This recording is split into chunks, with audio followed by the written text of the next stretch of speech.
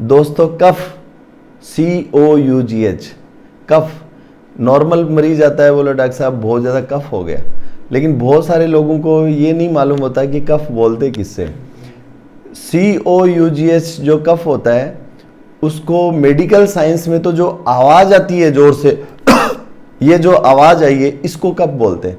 लेकिन कई लोग हैं जो थूक के साथ जो निकलता है, बलगम निकलता है, उसको कफ बोल देते हैं। दोस्तों खांसी अपना दुश्मन नहीं है, खांसी अपना दोस्त है।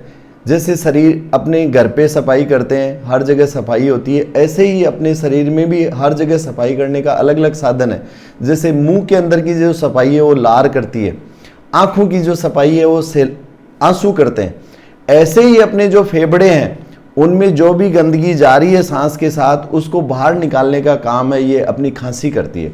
खांसी होती क्या है दोस्तों, खांसी में बहुत अपने जो वोकल कॉर्ड्स होते हैं, ये जो रास्ता बंद होता है तो वहाँ से बहुत फोर्स के साथ हवा निकलती है, बहुत तेज हवा निकलती है। उस हवा से के साथ जो अंदर का जो सांस के रास्ते में गंदगी है वो बाहर निकल जाती है और अपने उन चीज़ों से, गंदगी से या तकलीफ से अपन बच जाते हैं। इसलिए कभी भी खांसी को अपना दुश्मन नहीं समझना चाहिए, खांसी अपना दोस्त होता है। लेकिन दोस्तों एक लिमिट से ज़्यादा हो जाती है तो फिर उससे क्या हो सकता है, बच्चे को बहुत ज़्यादा खांसी की वजह से बच्चा थक जाता है, उसकी मांसपेशियों में ज़्यादा काम करना पड़ता है उसको खांसी के लिए, उसको खा नहीं पाता है, खांसी की वजह से उसको उल्टी हो जाती है।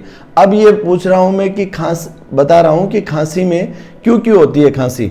जैसे खांसी कंट्रोल कैसे होती है, खांसी का जो सेंटर होता है अपने दिमाग में होता है।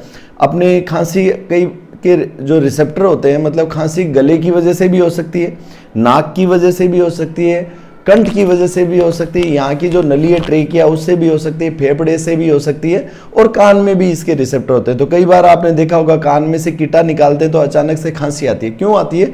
क्योंकि वहाँ पे खांसी के रिसेप्टर होते हैं।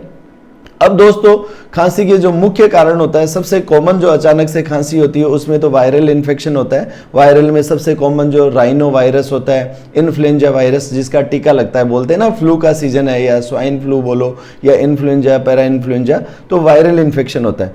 एक दोस्तों मैं खास बात बताने जा रहा हूँ, अगर रात को सोते ही खांसी आ रही है, मान लो रात को 9-10 बजे कोई आदमी सो रहा है, उस टाइम पे खांसी आ रही है, इसका मतलब तो ये है कि उसके नाक के जो सिक्रीशंस आगे गिरने चाहिए थे, बाहर गिरने चाहिए थे, वही पीछे गिरने लग जाते हैं, उसको पोस्ट नेजल ड्रिप बोलते हैं।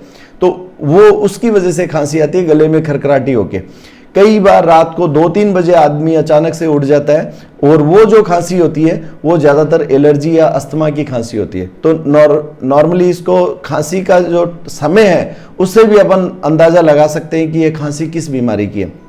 ऐसे ही दोस्तों एक साइकोजेनिक खांसी भी होती है, मतलब बच्चे को या किसी आदमी को दिन में तो खांसी आती है और सोने के बाद बिल्कुल भी कभी खांसी नहीं आती। चाहे वो आदमी दिन में सोया हो चाहे रात को सोया हो, सोने के बाद बिल्कुल खांसी नहीं है, जब वो जग रहा है उस टाइम पे उसको खांसी आ रही है, तो हो सकता है उसकी खांसी है वो साइकोजेनिक हो सकती है, उसका जो है वो कोई कारण नहीं होता है। इसलिए अपने दोस्तों और बहुत सारे कारण होते हैं खांसी के, अस्थमा में है या साइनोसाइटिस हो रखी है, टॉन्सिल है, एडिनोइड है, या किसी को टीबी हो गई है, या कोई फेफड़े में कोई इन्फेक्शन हो गया है। तो ऐसे बहुत सारे खांसी के कारण होते हैं, उनको डॉक्टर लोग रूल आउट करते हैं। लेकिन खांसी या कफ जो शब्द है COUGH है वो खांसी को बोलते हैं, और जो ये आवाज़ निकलती है उसको बोलते हैं। जो बलगम निकलता है उसको स्पूटम या एक्सपेक्टोरेशन बोलते हैं, न कि उसको कफ बोलते हैं। धन्यवाद।